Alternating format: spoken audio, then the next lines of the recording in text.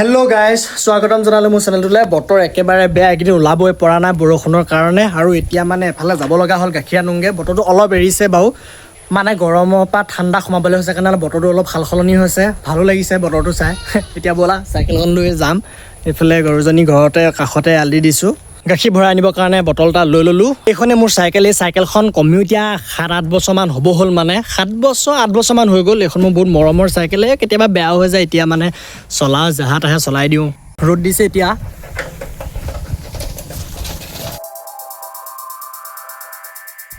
আৰু এইখন হৈছে আমাৰ ঘৰৰ কাষৰ হাই ছেকেণ্ডাৰী স্কুল, আৰু বহুত বনাব বাকী আছে, এইফালে কাম চলি আছে।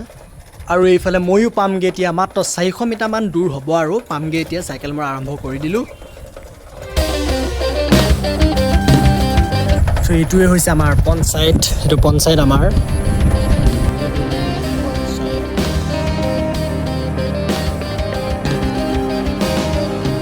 আৰু য'ৰ পৰা মানে গাখীৰ নিব আহিছোঁ মানুহঘৰ এতিয়া পাই গ'লোঁ মানে এইটো ৱাটাৰ ছাপ্লাই মানুহ ঘৰ, এই ঘৰৰ পৰা আমি এতিয়া গাখীৰ মই নিবলৈ আহিছোঁ। মানুহৰ গাখীৰ খীৰালে না ঠিক নাই, গৈ চাওঁ চবলা। ইফালে লিখি থৈছে চকু নিদিব মানে কিবা, আৰু বয়াম দি দিলোঁ মানুহ উঠিব পৰাহঁতে।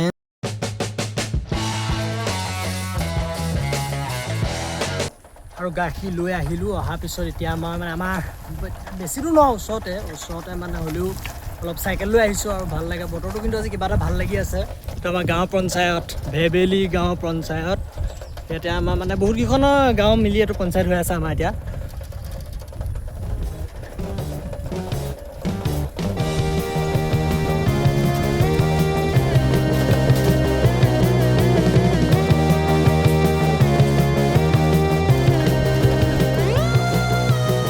অ' মাই গাখীৰ আনিলোঁ দেই, পাই গ'লোহি ঘৰ কম সময়তে।